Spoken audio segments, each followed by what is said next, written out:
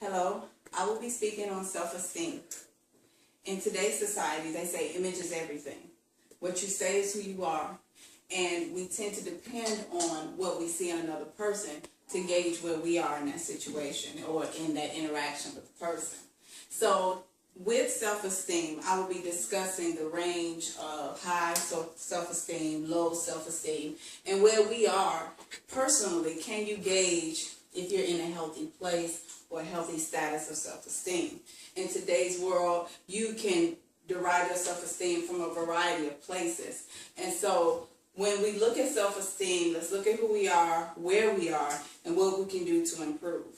Salem Press Encyclopedia speaks about self-esteem being derived from your own successes, what you've already experienced, your expectations for success, and how you manage success and failure.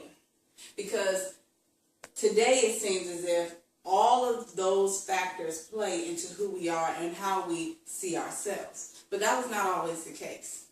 Originally, the first psychologist to even term or create the idea of self-esteem was psychologist William James, and that was in 1892.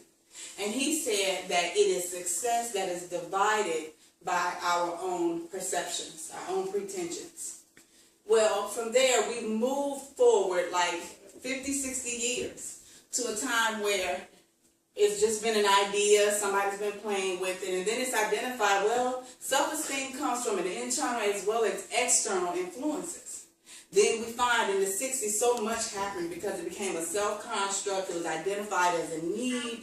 It was driven by other factors. They even developed a scale to measure where you are in your self-esteem. So we have this self-esteem that now we can measure and we can identify, which means now we analyze more and we think about where people are. Can we see evidence and signs of their levels of self-esteem? So moving forward, how do we see self-esteem now? Let's go back to what Salem Press said. It's derived from the experiences, our own expectations, and how we've succeeded or failed.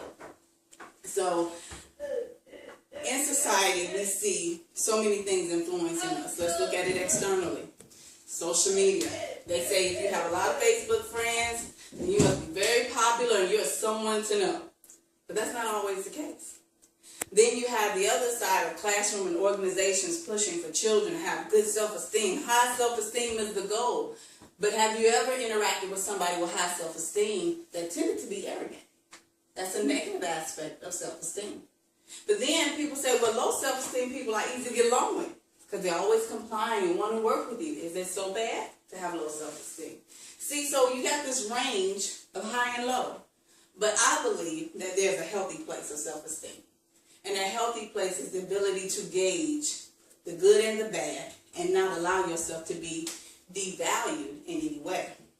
So self-esteem is comprised of self-worth, social skills. Self-esteem is confidence as well as self-appraisal.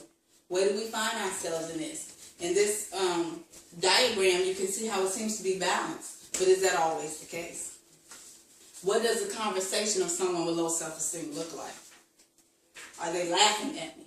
I'm useless. I'm a waste of space. There's no point in even trying. Now, we all have this from time to time. When do you know it's too much? That's what we have to learn how to do. Or the high self-esteem. Everybody want to hear, hey, everybody, I am awesome. All the time, I'm awesome. But what if you're saying I'm awesome and it makes the person around you feel devalued or lower? That's when we see high self-esteem is not good. So when we look at the celebrities that tend to be high self-esteem, way up here, Oprah has great self-esteem, right? Donald Trump, wonder, right? Just the persona is different.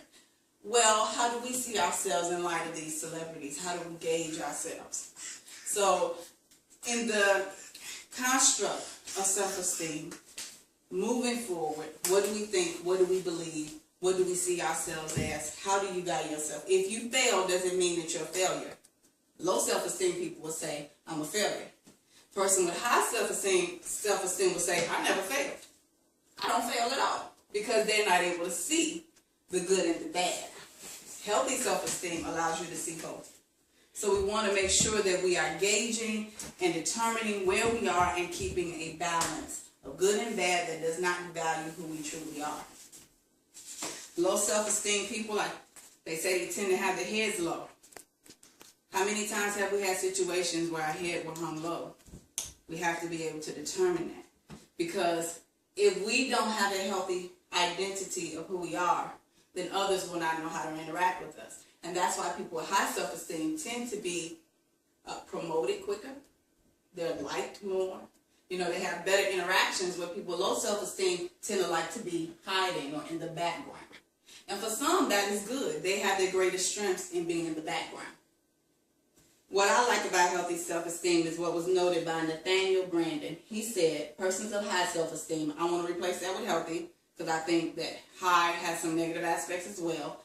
But a balance of high self-esteem, they are people who are driven to make themselves superior to others.